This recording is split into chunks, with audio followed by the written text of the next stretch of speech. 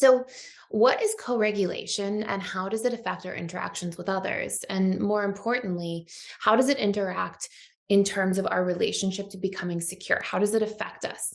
In this video, I'm going to take you through a little bit about what co regulation is, and we're going to talk about it in terms of the dismissive avoidant attachment style and why it is so important to learn healthy and proper co regulation on the path to becoming secure. And specifically, we're going to cover 5 key components of co regulation as well. So, co regulation has been defined as an interpersonal process in which multiple people adjust their interactions in a coordinated way to co create a positive state. And this is something that's really important with healthy interdependent relationships. We'll often see two parties that are securely attached adjust their behaviors to take the other person that they are dating or in a relationship with into consideration. They might check in if they go on a trip with their friends, with a romantic partner. They might check in to see how their partner's doing if they can tell that their partner's having an off day and pause some of what they are doing to show up and support their partner in some form. So there's this ability to take the other person into consideration. And on the flip side of co regulation, there's also the ability, if you are as an individual not feeling great, to receive help and support from somebody else who's tweaking their state or using their time to cater to some of your needs. So there's this giving and receiving, and this coordination in that pattern allows both parties in a relationship together to really maintain that healthy state. Now, dismissive avoidants usually didn't get a lot of modeling for co-regulation growing up, and they didn't usually have a lot of ability to feel like they were safe to rely on other people. And if that part of that exchange of energy is cut off, if you feel like, no, I can't rely on anybody else, that's not okay. I feel helpless. I feel powerless. What if I'm weak if I do that?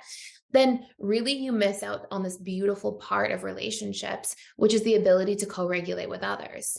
And so when a dismissive avoidant is trying to become more securely attached, the ability that they have to not just, or the practice they really want to take part in, to not just tune in and attune to somebody else's emotional state and be able to adjust their interactions to take their partner or loved one into consideration, but also the flip side of that, their ability to receive love and support and feel safe to rely on a partner. These are key ingredients that dismissive avoidants often lack when it comes to becoming securely attached. So I want to take you through 5 key steps here about what's required as a dismissive avoidant specifically to become a great co-regulator with others. So first and foremost, a dismissive avoidant has to move through their fears of being vulnerable.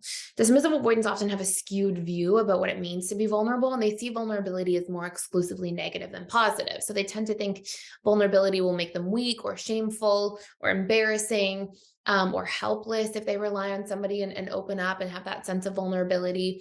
And so they tend to reject vulnerability as a whole, which essentially makes it really difficult to even open the co-regulation doors with another party, right? It makes it really, really difficult at that point.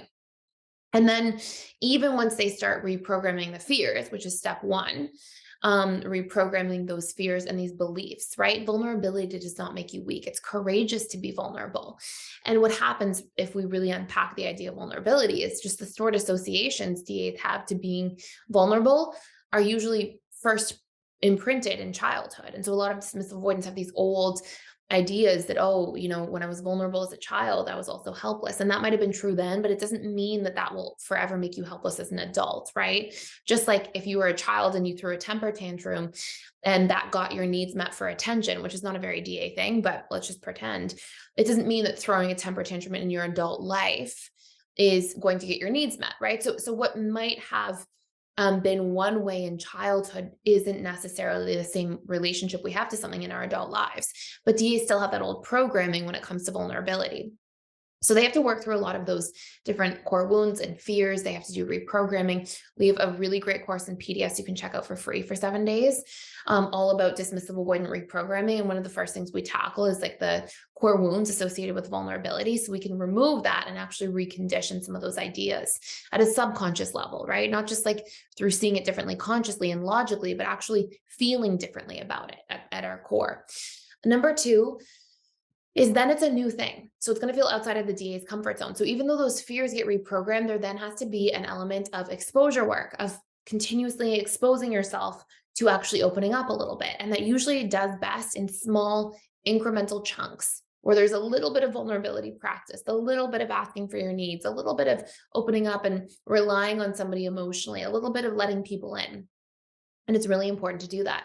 And number three, it also means learning what your needs are from people and communicating them. It's funny because a lot of people often try to meet the DA's needs because often dismissive avoidants are with more anxious leaning people in relationships.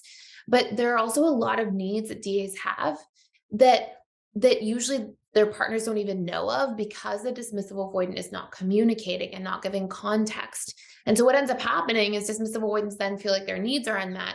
Their partners who are usually trying so hard feel like, what the heck?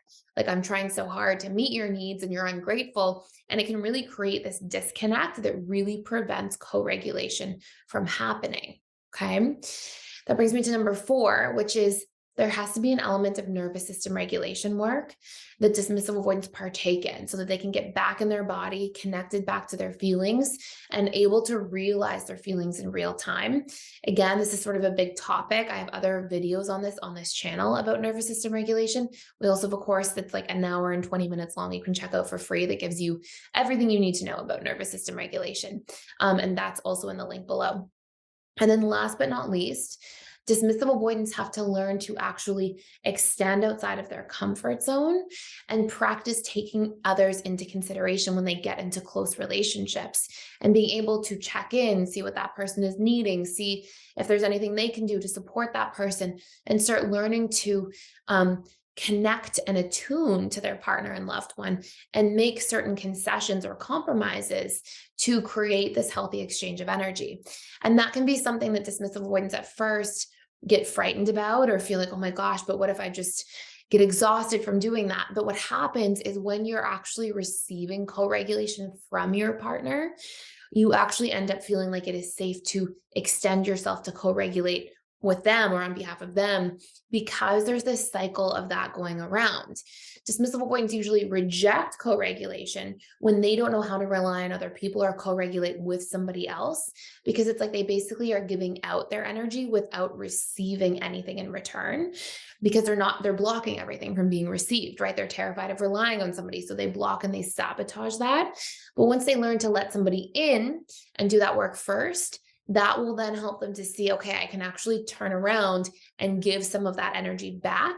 And this is what enables that flow to really take place. So it's a really powerful topic for dismissive avoidance. It's such a root cause as to why DAs can really struggle to commit and open themselves into relationships. And working on these key features is a valuable part of healing. So I hope this makes a lot of sense. Thank you so much for watching and for being here. Please like, share, and subscribe to this channel if you enjoyed this video. And I will see you in future videos. And also let me know if you have comments about this or questions about co-regulation. I can definitely make a series for all attachment styles on this. So let me know anything you want to see below.